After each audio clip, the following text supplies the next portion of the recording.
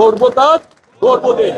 সবার আগে মাননীয় প্রধানমন্ত্রী জনাব তারেক রহমান তিনি আজকে বলেছেন আমাদেরকে কাজ করতে হবে, দেশের উন্নয়নে ভূমিকা রাখতে হবে, মানুষের পাশে থাকতে হবে, আমাদেরকে মানুষের দুঃখ দুর্দশাকে নিজের করে দিতে হবে এবং তাদের উন্নয়নে কাজ করে তাদের মন জয় করেই আমাদের আগামী বাংলাদেশকে গড়তে হবে।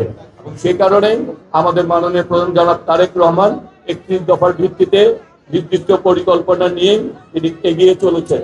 এবং আমরা মনে করি আমরা যারা জাতীয়তাবাদী দলের আদর্শ বিশ্বাস করি আমরাও সেই আদর্শকে ধারণ করব। আমরা এই দেশকে ঢাকা ৯-কে আমরা গড়ে তুলব। আমাদের কর্মের মাধ্যমে, আমাদের ব্যবহারের মাধ্যমে মানুষ যাতে আমাদের কর্মের মাধ্যমে আমাদের ব্যবহারে খুশি হয়, আমাদেরকে সেমনি একটি ঢাকা ৯-কে গড়ে তুলতে হবে। যারা নেতৃবৃন্দ রয়েছেন, কর্মীরা রয়েছেন, তারা একটি ব্যাপারে সজাগ থাকবেন। আমরা আমাদের দল, আমাদের সরকার মাদকের সাথে যারা জড়িত তাদেরকে কোনোভাবেই আশ্রয় প্রশ্রয় দিবে না।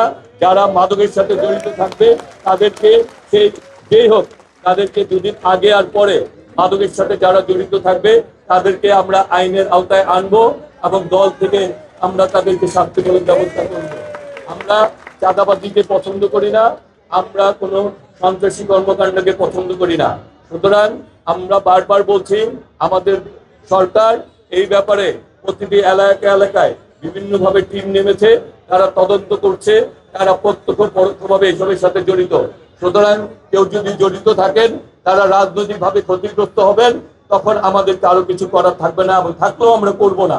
সুতরাং এবং যারা প্রত্যক্ষভাবে জড়িত তারাও কিন্তু শাস্তিমূলক আইনের আওতায় আসবেন। সুতরাং আমরা চাই এলাকার উন্নয়ন করে, আমরা চাই আমাদের কাজের মাধ্যমে, ব্যবহারের মাধ্যমে আমরা আমাদের ঢাকা ৯-কে করতে, আমরা আমাদের এই জাতীয়তাবাদী দলের এই সরকারকে করতে, মাননীয় প্রধানমন্ত্রী জনাব তারেক রহমানের হাতকে শক্তিশালী করতে।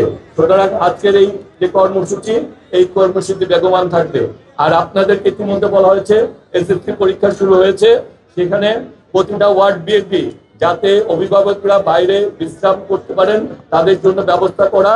এবং সেখানে যদি কোথাও কোনো ধরেন আমরা বিএনপি অঙ্গ সংগঠনকে নির্দেশনা দিয়েছি প্রতিটি কেন্দ্রের পাশে যেখানে কেন্দ্র পড়েছে সেখানে সেই ব্যবস্থা করতে কারো যদি কোনো কিছু করতে সমস্যা হয় আমাদের সাথে কেন্দ্রীয়ভাবে যোগাযোগ করবেন।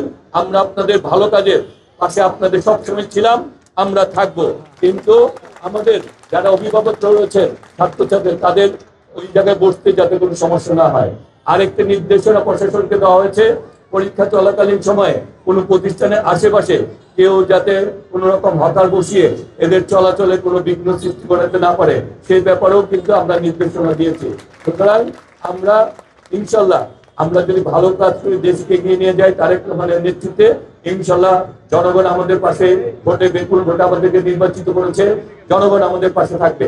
কোন রকম প্রপাগান্ডা চালিয়ে, কোন রকম বিভ্রান্ত চালিয়ে বাংলাদেশ জাতীয়তাবাদী দলকে কখনোই দুর্বল করা যায় নাই। ইনশাল্লাহ এই এখনো যারা বিভিন্ন ধরনের প্রপাগান্ডা বিভ্রান্তি চালিয়ে জাতীয়তাবাদী দলকে যারা দুর্বল করতে চায় তাদের উদ্দেশ্যে শুধু একটাই কথাই বলবো, জাতীয়তাবাদী দল জনগণের ভোটে নির্বাচিত হয়েছে, তাই সেই কারণে এই দলের শিকড় অনেক মজবুত। সুতরাং আমরা জাতীয়তাবাদী দলকে জনগণকে সাথে নিয়ে ঐক্যবদ্ধভাবে এগিয়ে নিয়ে যাব।